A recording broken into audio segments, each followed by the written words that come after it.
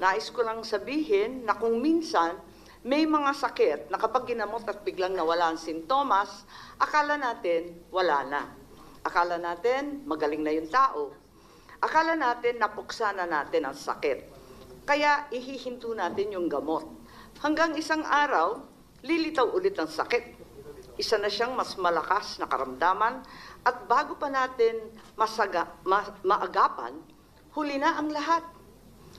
Ang sabi ng COMELEC, hihinto na sila sa pagtanggap ng pirma hanggat hindi na ay aayos ang ilang teknikalidad. Anong teknikalidad? Yung mga pirmang naipasa na. Paano? Anong bagong pamantayan ang gagawin nila? Kung aatras at nagbago ang isip ng tao, anong gagawin? At marami pang ibang tanong. Maaring masaya tayo ngayon dahil akala natin na pagpahinga na natin ang usapin ng PI nila. Pero hanggat hindi natin ito naihihimlay, babangon po muli ito upang maging multo. Nakakatakot. Panoorin natin ang isang maikling video ng karamdamang mabilis na ipakalat na sa pamagitan ng pantatanga sa kapwa, paglulustay ng salapi, at pagsisinungaling ng matatakaw na opisyal. Yang sakit na yan ang papatay sa demokrasya. At ang sino man magsabi na walang paki ang Senado sa usaping ito, isa lang ang masasabi ko, walang gamot sa kakapalan ng mukha mo. Panoorin na po natin. Ay, hindi pa ako sa ngayon, ma'am. Bakit po? Kasi baka mamaya yan yung gamitin nila para umawa yung kanilang termino. Hindi kayo pabor sa ganon? Hindi po ako sa ngayon, ma'am. Ano ba yung charge? Siguro na lang kasing konstitusyon eh. Kaya wala akong ideya. Kasi narinig ko, sabi daw, yan yata yung stand ng parang walang eleksyon. Yun ba yun? Wala kaming alam noon, basta ano lang kami, nagpirma lang. Nagulat nga rin ako bakit pirma? Ano to? Para sa ayuda ba to? Sabi nila, oo daw. Tapos nung ginapakasan, nalaman namin, hindi pala ayuda yun. Chat-chat change pala yun. Ibig sabihin, walang eleksyon. Dapat talaga, pag-aralan muna yan. Di ba? Hindi kasi basta-basta oo lang tayo ng oo. Kailangan may alam din tayo. Di ba? Ayoko talaga. Marami din ayaw. Baga ano lang prinsipyo natin eh. Karapatan lang din naman natin na kung ano yung gusto lang natin, di ba? Wala pa akong idea sa konstitusyon natin. Hindi niyo pa po nabasa? Hindi pa. Ay, ako talaga sa totoo lang walang alam dyan. Kasi hindi naman talaga totally pinapaliwanag sa mahihirap yan. Sa mga may mga alam na matatalinong tao na may alam yan. Di ba? So yung konstitusyon na yan, kanila lang yan. Hindi natin alam mahihirap yan. Definitely, yung opisina niya ang nag-alok ng 20 million kada distrito. Definitely, nanggaling sa kanila yung very attenuated timeline. That is baseless, prove it. Kasi maraming marites nang lumalabas yan sa Senate eh.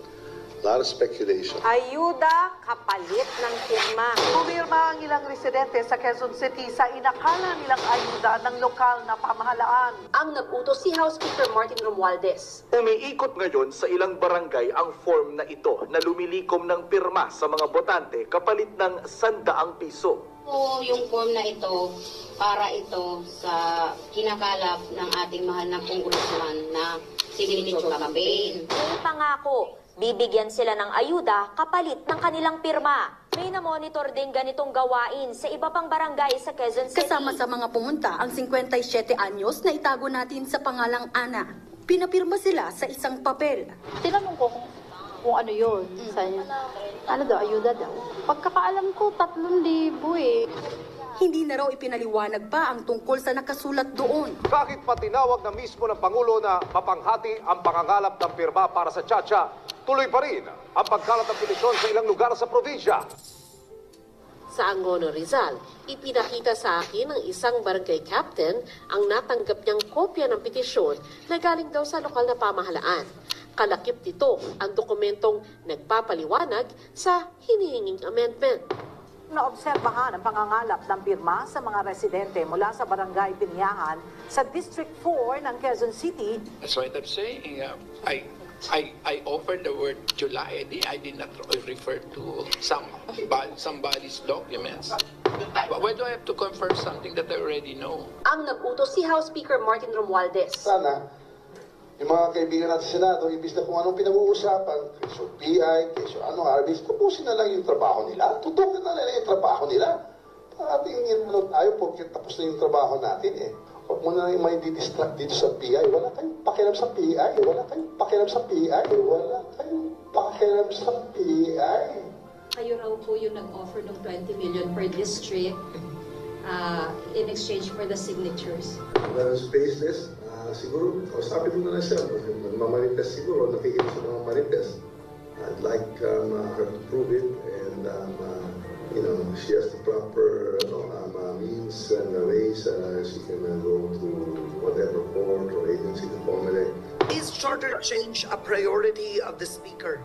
Well, it was the Senate already who came up with that, and I believe they had a dialogue. The Speaker, the Senate President, was in front of the President a couple of weeks ago. Huwag mo na yung may didistract dito sa PI. Wala kayong pakialam sa PI. Wala kayong pakialam sa PI. Wala kayong pakialam sa PI.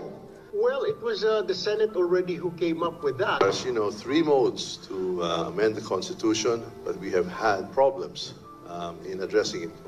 We are thinking right now of addressing the procedural gap or question as to how we amend the Constitution. And that's either we vote jointly or separately. We'd like to have that resolved by and through a people's initiative. And that's either we vote jointly or separately. We'd like to have that resolved by and through a people's initiative. Nang makapanayam si Speaker Romualdez, itinanggi niyang iniutos niya ang pagsasagawa ng People's Initiative. And that's either we vote jointly or separately. We'd like to have that resolved by and through a people's initiative. And through a people's initiative. And through a people's initiative. That's Senator Bato talking. I don't know where he's talking about. He has not mentioned any congressman, so I don't respond to. So you didn't give any orders po?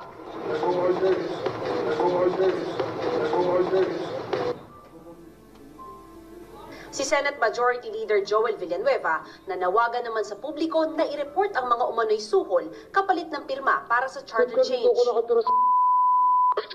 Sa Bulacan. Wala ka sa Bulacan, ano ka ba? Hindi na sa pirma ka na nung People Initiative. Tagal ko na rin, ilang taon na ako dito, ano ka ba? Wala naman, nandun ka pa. Pero sa Bulacan, wala sa inyong pinapirma dyan na lang sa Manila na council.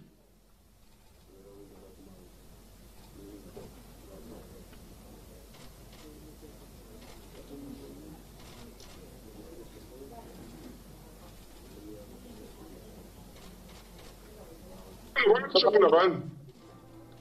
Wala ka sa Bulacan, ano ka ba?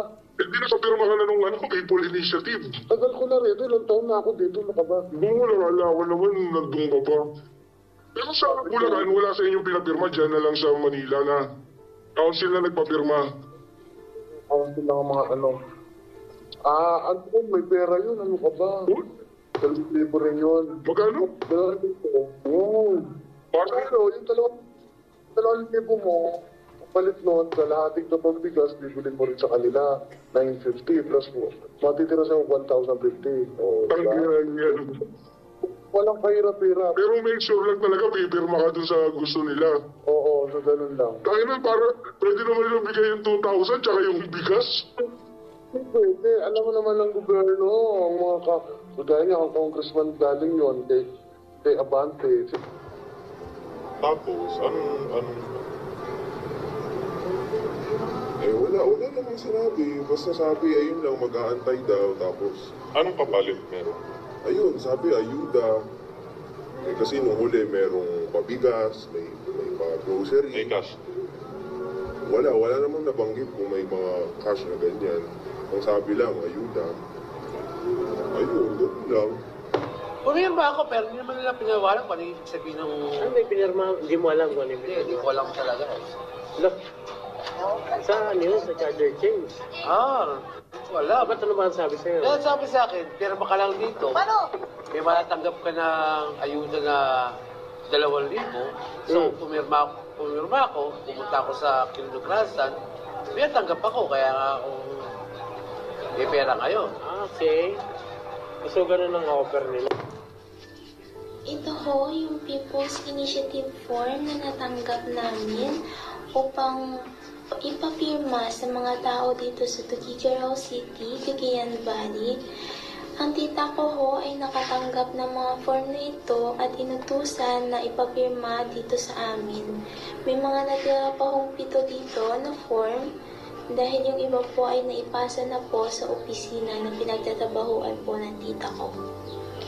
Naniniwala si Colmenares na may ilang opisyal ang nasa likod ng nasabing hakbang at iginiit na hindi ito People's Initiative, kundi panlilinlang lamang, lalo na sa mga mahihirap nating mga kababayan. Wala kayong pakialam sa PI.